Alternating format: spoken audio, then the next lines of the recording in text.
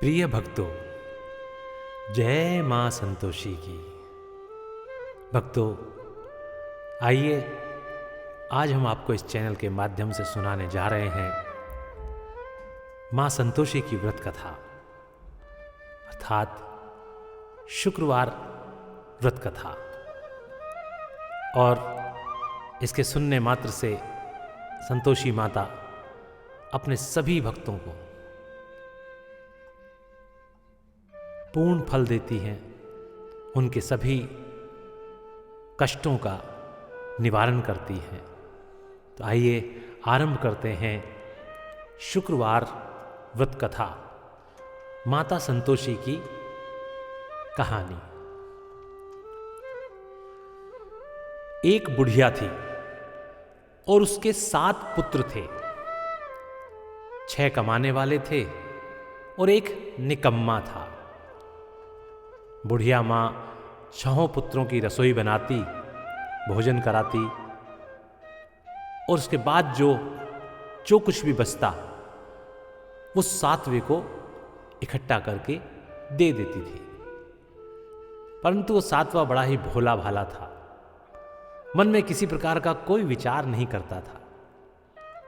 एक दिन अपनी बहू से बोला, अपनी पत्नी से बोला, देखो मेरी माता का मुझ पर कितना प्यार है, कितना स्नेह है।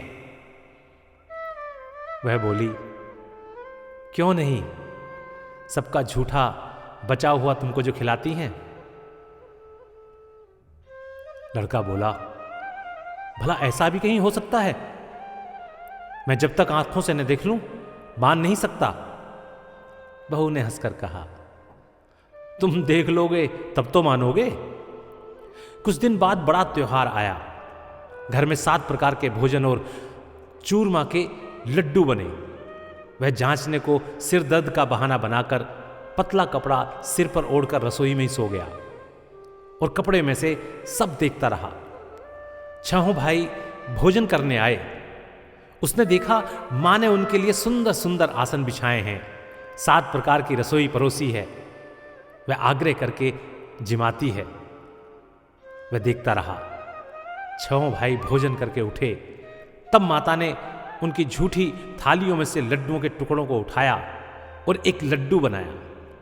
झूठन साफ करके बुढ़िया मां ने पुकारा, उठो बेटा, 6 भाई भोजन करके चले गए हैं, अब तू ही बाकी है, उठना, कब खाएगा?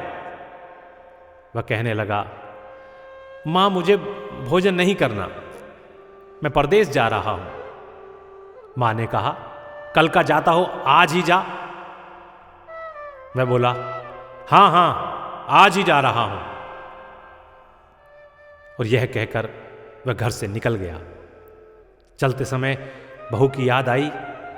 वह गौशाला में कंडे थाप रही थी, वहीं जाकर उसने बोला।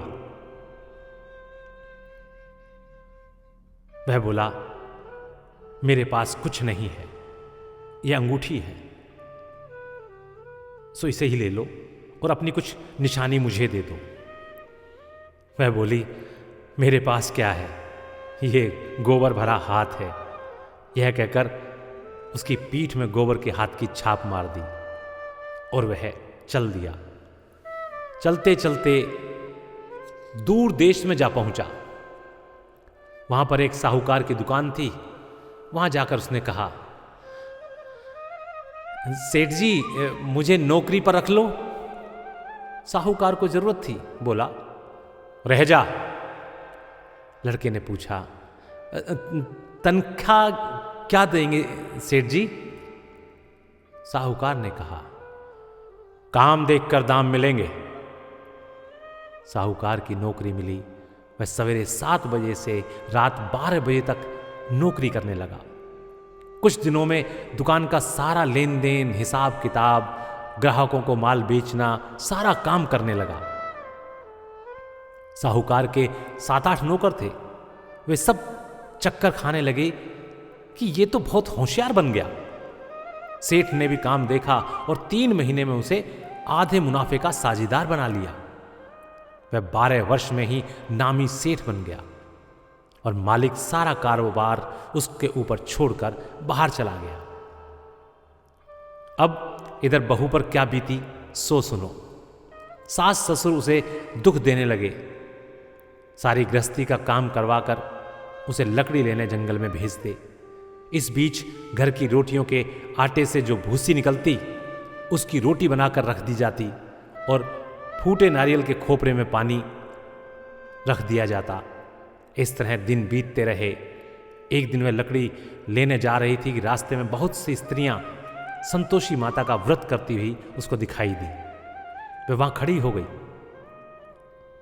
और उसने खड़ी होकर कथा सुनकर वो उन महिलाओं से बोली, बहनों, यह तुम किस देवता का व्रत करती हो और इसके करने से क्या फल मिलता है? इस व्रत के करने की क्या विधि है? यदि तुम अपने व्रत का विधान मुझे समझाकर कहोगी तो मैं भी तुम्हारा बहुत बड़ा उपकार मानूंगी।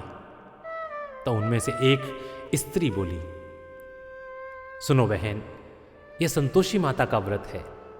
इसके करने से निर्धनता, दरिद्रता का नाश होता है, लक्ष्मी आती है, मन की चिंताएं दूर होती हैं, घर में सुख होने से मन को प्रसन्नता और शांति मिलती है, नीह पुत्र को पुत्र मिलता है, पति बाहर गया हो तो जल्दी आ जाता है, कुंवारी कन्या को मनपसंद वर मिलता है, राजद्वारे में बहुत दिनों से मुकदमा चलता हो तो समाप्त हो जाता है, सब तरह सुख शांति हो, घर में धन जमा हो, पैसा जायदाद का लाभ हो, रोग दूर हो तथा और जो कुछ मन में कामना हो वो सब इस संतोषी माता की कृपा से पूरी हो जाती है।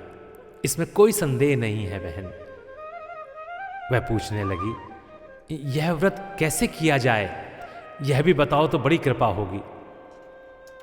स्त्री ने कहा, 1.25 रुपये का गुड़ चना लेना, इच्छा हो तो 5.25 रुपये का ले लेना, या 11 रुपये का भी सहूलियत होने के अनुसार लिया जा सकता है बिना परेशानी। श्रद्धा और प्रेम से जितना बन सके सवाया लेना, 1.25 रुपये से 5.25 रुपये तथा इससे भी ज़्यादा शक्ति और भक्ति अनुसार लें।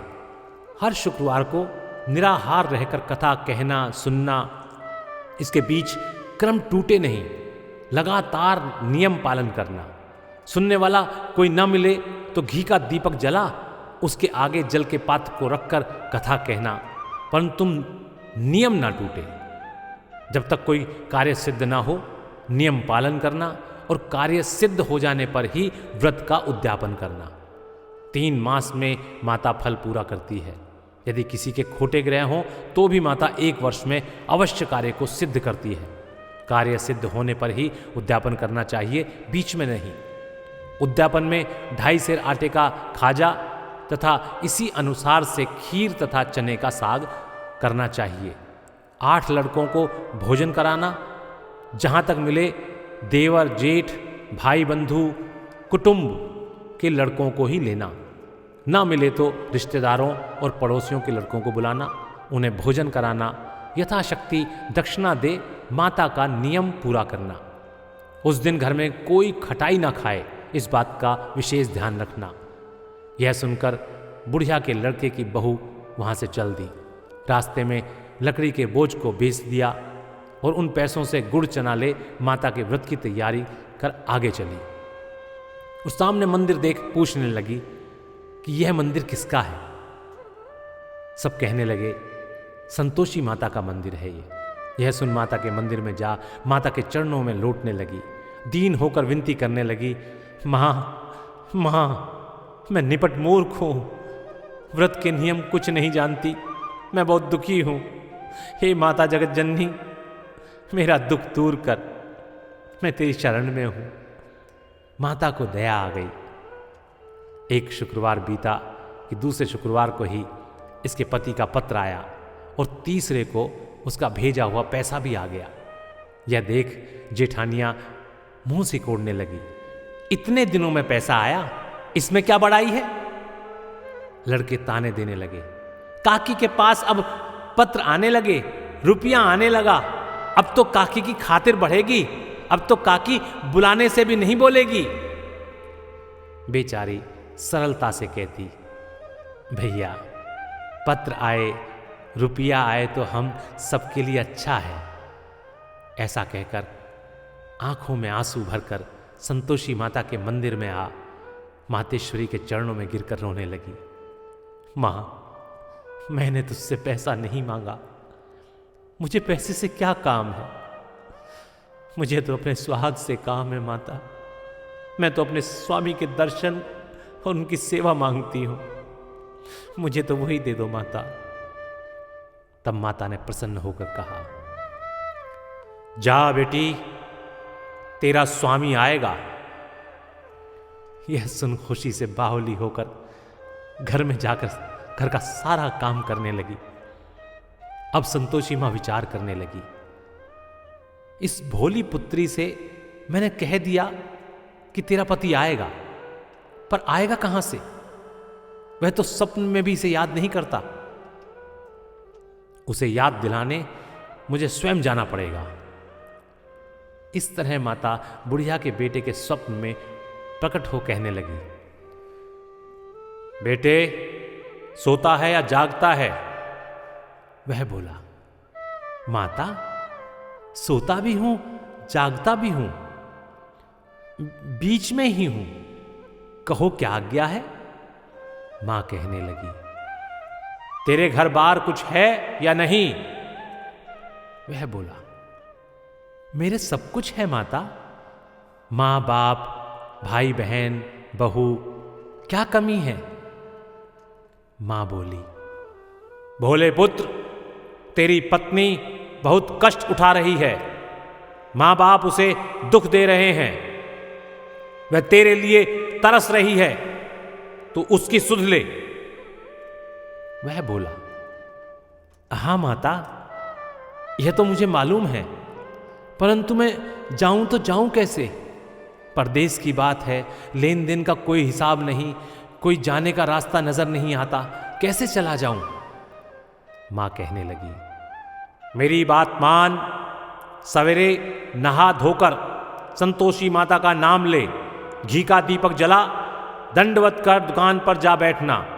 देखते देखते तेरा लेन देन सब चुकता हो जाएगा, जमा माल बिक जाएगा, सांझ होते होते धन का ढेर लग जाएगा।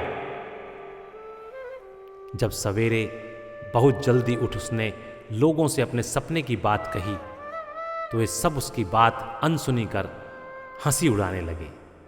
कहीं सपने में भी सच होता है? एक बूढ़ा बोला, देख भैया, मेरी बात मान, इस प्रकार सच झूठ करने के बदले देवी ने जैसा कहा है वैसा ही करने में तेरा क्या जाता है?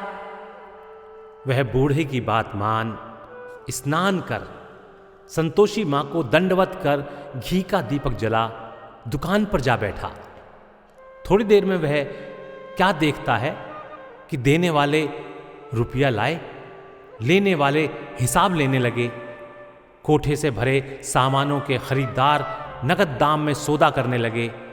शाम तक धन का ढेर लग गया। माता का चमत्कार देख प्रसन्न हो मन में माता का नाम ले घर ले जाने के लिए गहना कपड़ा खरीदने लगा। वहां के काम से निपटकर वह घर को रवाना हुआ। इधर बहू बेचारी जंगल में लकड़ी लेने जाती है। लौटते वक्त मां का मंदिर सामने दिखाई देता है, मंदिर पर विश्राम करती है। वह तो उसका रोजाना रुकने का स्थान था। दूर से धूल उड़ती देख वह माता से पूछती है, हे माता, यह धूल कैसी उड़ रही है? माता कहती है, हे पुत्री, तेरा पति आ रहा है। अब तू ऐसा कर, लकड़ियों के 3 बोझ बना ला, एक नदी किनारे रख, दूसरा मेरे मंदिर पर और तीसरा अपने सिर पर रख। तेरे पति को लकड़ी का गट्ठर देखकर मोह पैदा होगा, वह वहां रुकेगा, नाश्ता पानी बना खाकर मां से मिलने जाएगा। तब तू लकड़ियों का बोझ उठाकर घर जाना और बीच चौक में गट्ठा डालकर 3 आवाजें जोर से लगाना। लो सासू जी, लकड़ी का गट्ठा लो, भूसे की रोटी दो, नारियल के खोपरे में पानी दो। आज कौन मेहमान आया है? मां की बात सुन, बहुत अच्छा माता, ऐसा कहकर प्रसन्न हो लकड़ियों के 3 गट्ठर ले आई। एक नदी पर, एक माता के मंदिर पर रखा। इतने में ही एक मुसाफिर आ पहुंचा। सूखी लकड़ी देख उसकी इच्छा हुई कि अब यहीं विश्राम करे और भोजन बना खाकर गांव जाए। इस प्रकार भोजन बना विश्राम कर वह गांव को गया, सबसे प्रेम से मिला। उसी समय बहू सिर पर लकड़ी का गट्ठा लिए आती है। लकड़ी का भारी बोझ आंगन में डालकर जोर से 3 आवाजें लगाती है। लो सासू जी, लकड़ी का गट्ठा लो, भूसी की रोटी दो, नारियल के खोपरे में पानी दो। आज कौन मेहमान आया है सासू जी? यह सुनकर सास बाहर आ अपने दिए हुए कष्टों को भुलाने हेतु कहती है, अरे बहू, ऐसा क्यों कहती है? तेरा पति ही तो आया है। आ बैठ, मीठा भात खा, भोजन कर, कपड़े गहने पहन। इतने में आवाज सुन उसका पति बाहर आता है और अंगूठी देख व्याकुल हो मां से पूछता है, मां, यह कौन है? मां कहती है, बेटा, ये तेरी बहू है। आज 12 वर्ष हो गए। तू जब से गया है तब से सारे गांव में जानवर की तरह भटकती फिरती है। काम काज घर का कुछ करती नहीं, 4 समय आकर खा जाती है। अब तुझे देखकर भूसी की रोटी और नारियल के खोपने में पानी मांगती है। वह लज्जित हो बोला, ठीक है मां, मैंने इसे भी देखा है और तुम्हें भी देखा है। अब मुझे दूसरे घर की चाबी दो, मैं उसमें रहूंगा। तब मां बोली, ठीक है बेटा, तेरी जैसी मर्जी, कहकर चाबी का गुच्छा पटक दिया। उसने चाबी का गुच्छा लेकर दूसरे कमरे को खोलकर सारा सामान जमाया। एक दिन में ही वह राजा के महल जैसा ठाट बाट वहां बन गया। अब क्या था, वे दोनों सुखपूर्वक रहने लगे। तत्पश्चात अगला शुक्रवार आया। बहू ने अपने पति से कहा, मुझे माता का उद्यापन करना है। पति बोला, बहुत अच्छा, खुशी से करो। वह उद्यापन की तैयारियां करने लगी। जेठ के लड़कों को भोजन के लिए कहने गई। उसने मंजूर किया, परंतु पीछे जेठानी अपने बच्चों को सिखलाती है, देखो रे, भोजन के समय सब लोग खटाई मांगना, जिससे उसका उद्यापन पूरा ना हो। लड़के भोजन जीमने के लिए आए। खीर पेट भरकर खाई, परंतु याद आता ही कहने लगे, हमें तो कुछ खटाई दो, खीर खाना हमें भाता नहीं, देखकर अरुचि होती है। बहू कहने लगी, खटाई नहीं, किसी को खटाई नहीं दी जाएगी, यह तो संतोषी माता का प्रसाद है। लड़के तुरंत उठकर खड़े हो गए और बोले, पैसा लाओ, पैसा लाओ। बहू बोली, लाती हूं, क्योंकि वो बहुत भोली थी, वो कुछ नहीं जानती थी। सो उन्हें पैसे दे दिए। लड़के उसी समय जाकर इमली लाकर खाने लगे। यह देखकर बहू पर माताजी ने कोप किया, क्रोधित हो गई। राजा के दूत उसके पति को पकड़कर ले गए। जेठ जेठानी मन माने खोटे वचन कहने लगे, लूट लूट कर धन इकट्ठा कर लाया था, सो राजा के दूत पकड़कर ले गए। अब सब मालूम पड़ जाएगा जब जेल की हवा खाएगा। बहू से यह वचन सहन नहीं हुए। रोती रोती माता के मंदिर में गई। हे माता, तुमने ये क्या किया? हंसाकर अब क्यों रुलाने लगी?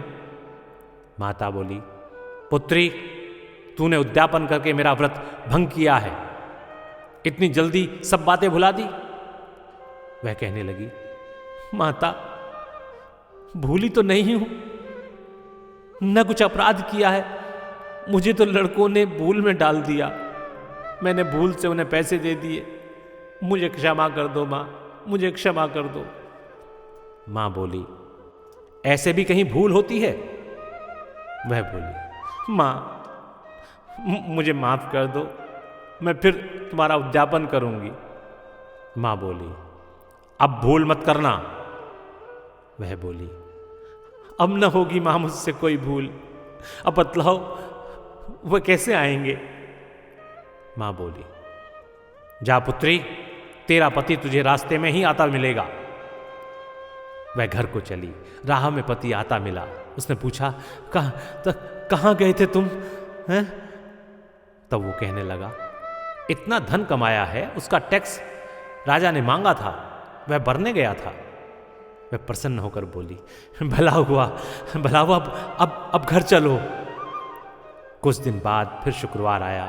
वह बोली, मुझे माता का उद्यापन करना है। पति ने कहा, करो। वह फिर जेठ के लड़कों से भोजन को कहने लगी। जेठानी ने तो एक दो बातें सुनाई और लड़कों को सिखा दिया कि तुम पहले ही खटाई मांगना। लड़के कहने लगे, हमें खीर खाना नहीं भाता, जी बिगड़ता है, कुछ खटाई खाने को देना। वह बोली, खटाई खाने को तो नहीं मिलेगी, खाना हो तो खाओ, नहीं तो जाओ। वह ब्राह्मणों के लड़के ला भोजन कराने लगी। यथाशक्ति दक्षिणा की जगह एक एक फल उन्हें दिया। इससे संतोषी माता प्रसन्न हुई। माता की कृपा होते ही 9वें मास उसको चंद्रमा के समान सुंदर पुत्र प्राप्त हुआ। पुत्र को लेकर प्रतिदिन माता जी के मंदिर में जाने लगी। माँ ने सोचा कि यह रोज आती है, आज क्यों ना मैं ही इसके घर चलूं, इसका आसरा देखूं तो सही वो कैसा है। यह विचार कर माता ने भयानक रूप बनाया। गुड़ और चने से सना मुख, ऊपर सूंड के समान होठ, उस पर मक्खियां भिनभिना रही थी। दहलीज में पांव रखते ही उसकी सास चिल्लाई, देखो रे, कोई चुड़ैल डायन चली आ रही है, लड़कों इसे भगाओ, नहीं तो किसी को खा जाएगी। लड़के डरने लगे और चिल्लाकर खिड़की बंद करने लगे। बहू रोशनदान में से देख रही थी।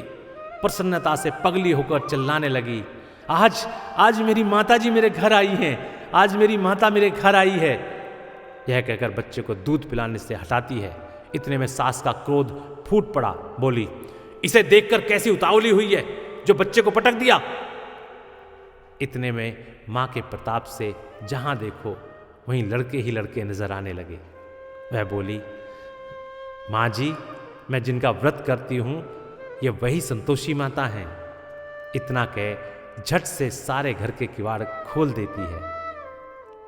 सबने माता के चरण पकड़ लिए और विनती कर कहने लगे, हे माता, हम मूर्ख हैं, हम अज्ञानी हैं, पापी हैं, आपके व्रत की विधि हम नहीं जानते।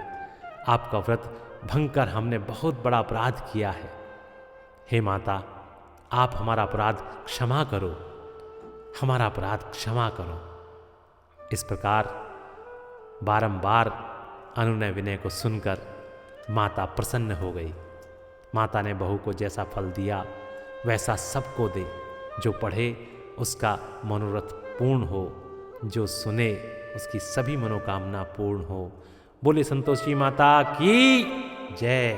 प्रिय भक्तों, इस प्रकार यहाँ पर शुक्रवार व्रत कथा समाप्त होती है। नमस्कार।